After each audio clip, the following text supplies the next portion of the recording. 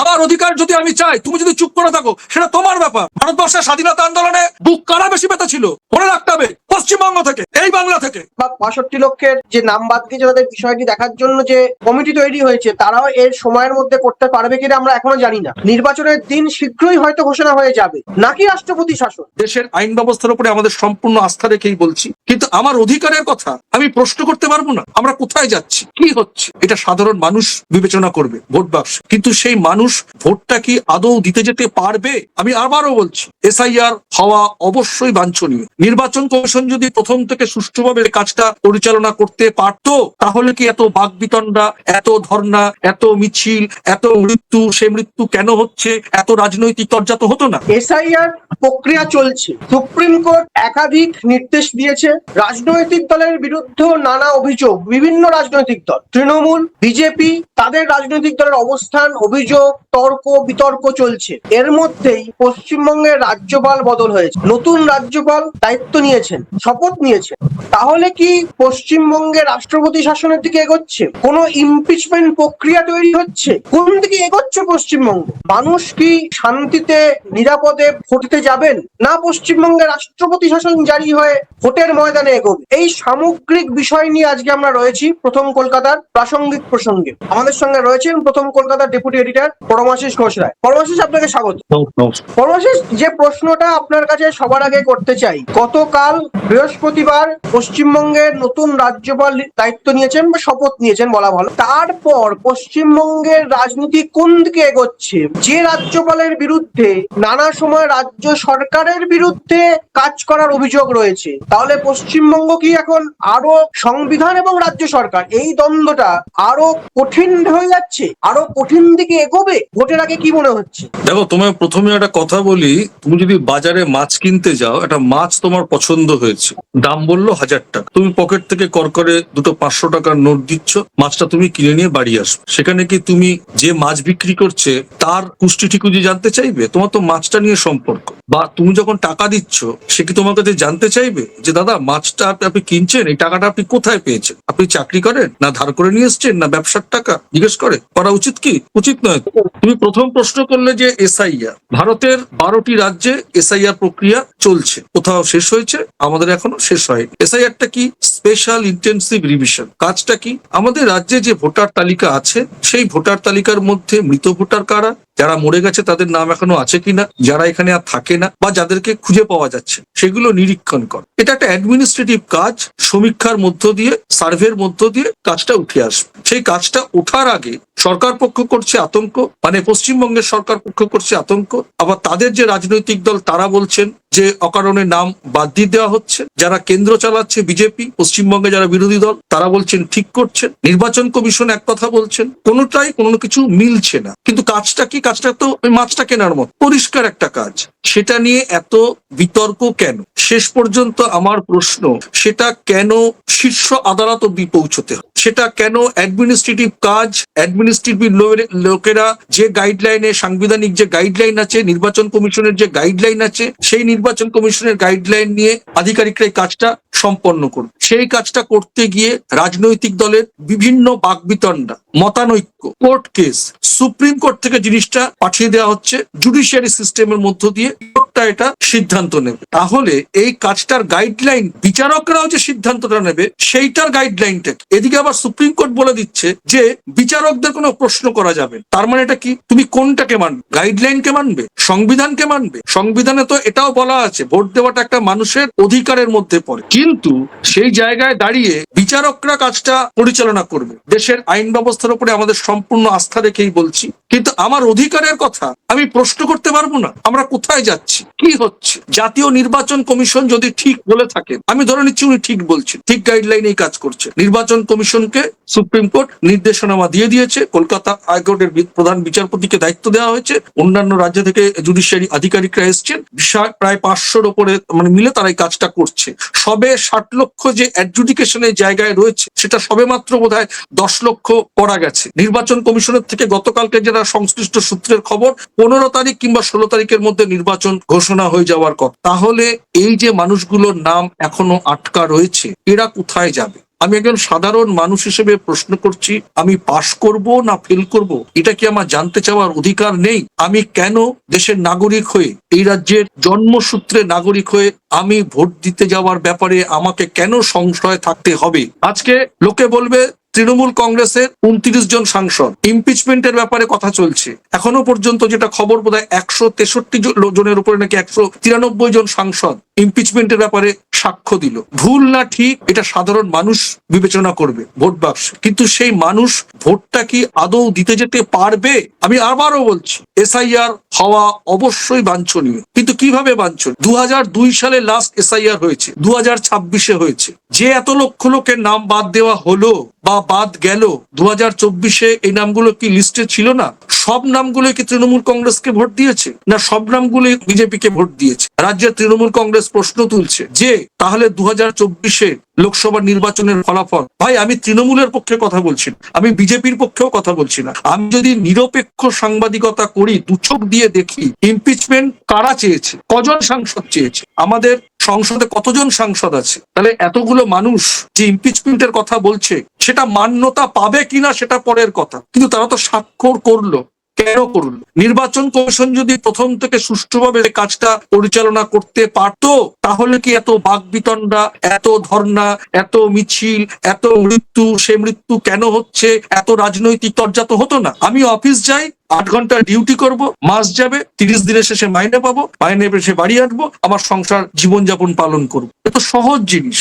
সেখানে আমাকে কেন তুমি অফিস যাচ্ছ, কেন তুমি 8টা ডিউটি করছো, কেন তোমাকে 30 দিন পরে মাইনে দেওয়া হচ্ছে, এগুলো তো অবান্তর প্রশ্ন। যে কাজটা হওয়ার, সে কাজটা যদি সুষ্ঠুভাবে ভারতবর্ষের নাগরিকরা না পায়, পশ্চিমবঙ্গের নাগরিকরা না পায়, দুর্নীতি আছে, হয়েছে, কেউ তো বলছে না হয়নি, হয়েছে, আইন ব্যবস্থা আছে, সিবিআই আছে, আমরা অভয়াকে হারিয়েছি, অনেক জলঘোলা হয়েছে, কি হলো, কি হলো বলুন, কি হলো? 14ই আগস্টে আমরা কি দেখেছিলাম, কি করতে পেরেছে মানুষকে? পরমাণু আপনাকে একটুখানি এই মাঝখানে একটুখানি ব্রেক করছি। দেখুন, যে এসআইআর নিয়ে এত অভিযোগ উঠছে, এত কিছু বিরোধী বা রাজনৈতিক দলের বিভিন্ন তর্ক বিতর্ক আসছে, পশ্চিমবঙ্গের সরকার পক্ষ বা সরকারে থাকা যে রাজনৈতিক দল তাদের অভিযোগ রয়েছে। আমরা যদি পাশের বিহার বা উড়িষ্যার দিকে, বিহারের দিকে নজর দিই, বিহারেও তো এসআইআর হয়েছিল, সেখানেও তো প্রচুর নাম বাদ গিয়েছে এবং সরকার পাল্টে গিয়েছে। এই আতঙ্ক কি পশ্চিমবঙ্গে কাজ করছে? তাহলে সেখানে তো বিতর্ক হয়নি, সেখানে তো এত লক্ষ মানুষের নাম বাদ গেছে, ভোট হয়েছে, ভোটের ফল দেখেছি যে সরকার পাল্টে গেছে। পশ্চিমবঙ্গ কি এরকম একটা পাল্টে যাওয়ার আশঙ্কা তৈরি হয়ে যে সরকার পক্ষের রাজনৈতিক দল তারা এইভাবে সরব হচ্ছে? কি মনে হয় আপনার? দেখো, আমি তো রাজনীতি করি না, আমি তো সাংবাদিকতা করি। কোনো রাজদল যদি ভাবে যে আমার ভোট কমে যাচ্ছে, আমি ক্ষমতায় থাকবো না, সেটা তো তার জায়গা থেকে সেটা ভাবা উচিত। সে স্বাভাবিকভাবে রাজনৈতিকভাবে লড়াই করবে। আবার বিজেপি 43 লক্ষ ভোটের ফারাক ছিল 2024-এর লোকসভা নির্বাচন। তারা যদি ভাবছে তারা ক্ষমতায় আসার জন্য এত লোক যদি বাদ চলে যায়, আর এইগুলো যদি তৃণমূল কংগ্রেসের পক্ষে পড়ে, তাহলে তো সে তো রাজনৈতিক ভাবে বলবেই যে অনুপ্রবেশকারী, রোহিঙ্গা বাদ দেওয়া উচিত, সে তো বলবেই। যারা রাজনীতি করে তারা রাজনীতির জায়গা থেকে বলবে। তুমি বুকে হাত রেখে বলো তো, এসআইআর নিয়ে পশ্চিমবঙ্গের সাধারণ মানুষ হয়রানি হচ্ছে কি না? আমার পরিচিত, আমি যে অঞ্চলে থাকি সোদপুরে, এক ভদ্রলোকের নাম প্রকাশ করছি না, তার 61 বছর বয়স, তার বাবা কোচের বড় আধিকারিক ছিলেন, তার মায়ের পিপিও বই, তার বাবার পিপিও বই, তার অ্যাডমিট কার্ড, সে 63 সালে জন্মেছে, 83 সালে তার মাধ্যমিকের পাস, শুধু তার বাবার নামের জায়গায় অমূল্য চন্দ্র ছিল, অমূল্য কুমারের জায়গায় তার নাম ডিলিট করে দেওয়া হয়েছে। হিয়ারিং এ শেষ গেছিল, তাকে 1500 টাকা দিয়ে এফিডেভিট করতে হয়েছে। কেন করতে হবে? সে তো কোনো দল করে না, কেন করতে হবে? আমি প্রশ্ন রাখছি। এই বিষয়টা তো অন্য রাজ্যের ক্ষেত্রেও ঘটেছে। যারা শোনো, আমার অধিকার, আমি যদি চাই, আমার অধিকার যদি আমি চাই, তুমি যদি চুপ করে থাকো সেটা তোমার ব্যাপার। ভারতবর্ষের স্বাধীনতা আন্দোলনে বুক কারা বেশি পেতে ছিল মনে রাখতে হবে, পশ্চিমবঙ্গ থেকে, এই বাংলা থেকে। কিন্তু এটাও তো আপনি অস্বীকার করতে পারেন না যে নামের শুধু আপনি অমূল্য ভূষণ বা অমূল্য কুমার ভূষণ শুধু এখানটায় নয়, মুখোপাধ্যায়, মুখার্জি, এরকম কিছু নামের বিতর্কের জন্য তো আমি অন্য সব বাদ দিচ্ছি। Unbounded stupidity. আমি তোমাকে বলছি বিওলোরা যে যেখানকার ভোটার হবে, সে সেখানকার বিওলো। আমার স্ত্রীও একজন বিওলো। সে জন্মাস থেকে ভদ্রলোককে দেখছে, তার 67 বছর বয়স, আমার ওয়াইফের বয়স 40। শুধু তার নামের মধ্যে একটা জায়গায় বিমল কুমার দাস, বিমল দাস, তাকে অ্যাডজুডিকেশনে ফেলে দিয়েছে, এখনো তার কিছু। কিন্তু আপনি অস্বীকার করতে পারেন না যে এই যে কুমার ব্যবহার বা কুমার ব্যবহার নয়, দুজন নাম পাল্টে যাচ্ছে, এইটা তো নিয়ম অনুযায়ী তো করতেই হবে। তাহলে সমস্যাটা কোথায়? না, সেটা তো করতে হবে, তো সময় দিয়ে করতে হবে। নির্বাচন তো এসে গেছে, কবে করবে? তাহলে তো এই কাজটা 1 বছর আগে থেকে শুরু করা উচিত ছিল। মানে আপনি বলতে চাইছেন এটা একটা নির্বাচনের সময় বিষয়টা ঘেঁটে দেওয়ার জন্যই বা রাষ্ট্রপতি শাসনের দিকে এগিয়ে নিয়ে যাওয়ার জন্যই চক্রান্ত? রাষ্ট্রপতি শাসন হলে হবে? আমি কারো পক্ষ নিয়ে কথা বলছি না, আমি একদম নিরপেক্ষ দৃষ্টি থেকে বলছি। সাধারণ মানুষ হয়রানি যাচ্ছে, এটা অস্বীকার করার কোনো জায়গা নেই।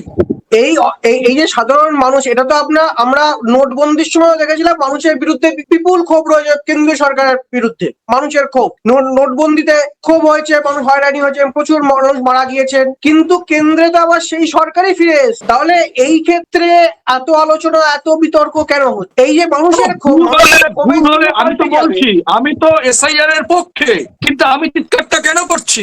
আমি চিৎকারটা করছি সাধারণ মানুষের হয়রানি হচ্ছে। সরকার যখন এটা করবে, সরকারের দায়িত্ব এটা ঠিকঠাক করে করা। আমি ভোট দিতে যাব বলে মমতা বন্দ্যোপাধ্যায় যুবসাথীদের 1500 টাকা দিচ্ছে বলে লোকের সমালোচনা করছে। একটা এফিডেভিট করতে এখন 1500 টাকা খরচা হচ্ছে, যার ঘরে 1500 টাকাটা নেই। ভোট তো সবাই দেবে, ভোট দেবে রিক্সাওয়ালাও দেবে, ভোট দেবে ডাক্তার, ভোট দেবে ব্যবসায়ী। রিক্সাওয়ালাকে 1500 টাকা দিয়ে এফিডেভিট করাতে হচ্ছে। কিন্তু ভুলটা কারা করেছে? আপনি নিয়মটাকে তো অস্বীকার করতে পারেন না। নিয়ম তো আমি অস্বীকার করছি না, নিয়ম তো আমি করবো। অস্বীকার কেন করবো? নিয়ম আমি কেন অস্বীকার করবো? যে 12খানা পয়েন্ট বলা হয়েছিল, 13টা পয়েন্ট বলা হয়েছিল, কজন লোক উদ্বাস্তু এসে এখানে সবাই সরকার বিনা পয়সায় জমি পেয়েছে বলতো?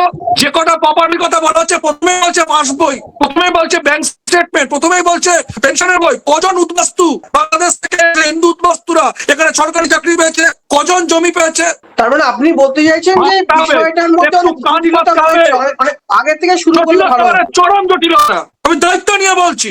এরপর বলবো, এই কারণে আমাদের দেশের শীর্ষ আদালত বিষয়টা গুরুত্ব দিয়ে দেখেছে এবং তারা জুডিশিয়ারি সিস্টেমের মধ্য দিয়ে বিচার বিশ্লেষণের মধ্য দিয়ে সিদ্ধান্ত নেবে। মানুষ কোথায় যাবে? শেষ পর্যন্ত মানুষকে আইন আদালতের কাছেই যেতে হয়। এর সঙ্গে চলে আসছে আপনার জ্ঞানেশ কুমারের ইমপিচমেন্ট প্রসঙ্গ। কি মনে হচ্ছে সংসদ কোন দিকে এগোচ্ছে? দেখো, বিষয়টা ইমপিচমেন্টের প্রসঙ্গ যদি তৃণমূল যদি বলে এটা ভুল হচ্ছে, যে এসআইআর ভুল হচ্ছে, হওয়া উচিত না, তাহলে অন্যান্য সাংসদগুলো কেন ইমপিচমেন্টের বিরুদ্ধে সই দিল, ইমপিচমেন্টের পক্ষে সই দিল? কেন দিল? প্রশ্নটা আমি রাখছি। তৃণমূল নয় ভুল? কেন নির্বাচন কমিশনের কার্যকারিতা নিয়ে শেষ পর্যন্ত শীর্ষ আদালতে যেতে হয়? শীর্ষ আদালতের সিদ্ধান্ত শীর্ষ আদালতের গাইডলাইন নিতে হয়। কেন সুপ্রিম কোর্টকে বলে দিতে হয় যে ভোটাধিকারে কার নাম থাকবে না থাকবে সেটা তোমার দেখার বিষয়, যে নাগরিকত্ব সেটা স্বরাষ্ট্র মন্ত্রক? কেন নতুন করে এটা বুঝিয়ে দিতে হয়, জানান দিতে হয় শীর্ষ আদালতকে? তার মানে পুরো বিষয়টা এখন একটা জটিলতা, কোন দিকে এগোবে আমরা কেউ জানি না। শীর্ষ আদালতের নজর রয়েছে, এখন ইমপিচমেন্ট সংসদে বিষয়টা পৌঁছে গিয়েছে। আস্তে আস্তে আরো ধীরে ধীরে বিষয়টা আরো জটিল হচ্ছে। একদমই তাই। 60 লক্ষের যে বিষয়টি দেখার জন্য, 60 বা 65 লক্ষের যে নাম বাদ গিয়েছে তাদের বিষয়টি দেখার জন্য যে কমিটি তৈরি হয়েছে, তারাও এর সময়ের মধ্যে করতে পারবে কিনা আমরা এখনো জানি না। নির্বাচনের দিন শীঘ্রই হয়তো ঘোষণা হয়ে যাবে, নাকি রাষ্ট্রপতি শাসন? সামগ্রিক এবং আরো অনেক বিষয় দিন দিন সামনে আসবে, প্রতিদিন সামনে আসবে, নিত্যদিন সামনে আসবে। আমরা প্রতিটা বিষয়ের পুঙ্খানুপুঙ্খ বিশ্লেষণ করব, পুঙ্খানুপুঙ্খ প্রতিটা দিকে নজর রাখবো। আমাদের আজকের আলোচনার সঙ্গে আপনারা যারা সহমত বা আপনাদের মতামত, আপনারা যদি বিরুদ্ধ থাকেন, আপনারা যদি এসআইআর প্রক্রিয়ার এই বিষয়টিকে সমর্থন করেন, যদি রাজ্য সরকারের বা যদি রাজ্যের বিভিন্ন রাজনৈতিক দলের অবস্থানকে সমর্থন করেন, সে যে রাজনৈতিক দলই হোক, প্রতিটি বিষয়ে আমাদের লিখে পাঠান, আপনাদের মতামত জানান। ভুল ঠিক আমরা যাই হই, আপনাদের মতামত জানান। লোকে একটা কথা বলে, আমরা একটা সংসার জীবনে আমরা একটা কথা বলি, খাই না খাই বাবা আমরা সুস্থ যেন থাকি, যেন অসুস্থ না হয়ে পড়ি। তো নাগরিক জীবনে নাগরিককে সুরক্ষা দেওয়া, তাকে সুরাহা দেওয়া, এটা হচ্ছে সরকারের কর্তব্য। সেটা যে সরকারই থাকুক, দিল্লির সরকার থাকুক, কেন্দ্রের সরকার থাকুক, রাজ্যের সরকার থাকুক, নির্বাচন কমিশন থাকুক। নির্বাচন কমিশন একটা সুষ্ঠু জিনিস সম্পন্ন করতে গিয়ে সেই নাগরিক সুরক্ষা, নাগরিক সুরাহা যদি না পায়, তা এটা নিয়ে তো প্রশ্ন হবেই, বিতর্ক হবেই। যারা এখনো অ্যাডজুডিকেশনে রয়েছে, যারা ভোট দিয়েছে ডিলিট হয়ে গেছে, যারা ডিলিট হয়েছে তারা প্রত্যেকই বাংলাদেশী, এটা হতে পারে? তাহলে 6 নম্বর ফর্ম ফিল আপ করাচ্ছে কেন? তাহলে ডিলিটই বা করলো কেন? 6 নম্বরই বা ফর্ম ফিল আপ করাচ্ছে কেন? এটারই মানুষ প্রশ্ন করবে না? এই প্রশ্ন আমরাও রাখছি। কি ঠিক কি ভুল, মতামত জানান আমাদের কমেন্ট বক্স। আর আগামী দিন আমাদের সঙ্গে চোখ রাখুন, আমাদের সাবস্ক্রাইব করুন, আমাদের মতামত জানান কোন বিষয় নিয়ে আমরা আরো পুঙ্খানুপুঙ্খ আলোচনা করতে পারি। আজ এ পর্যন্ত, নমস্কার। নমস্কার।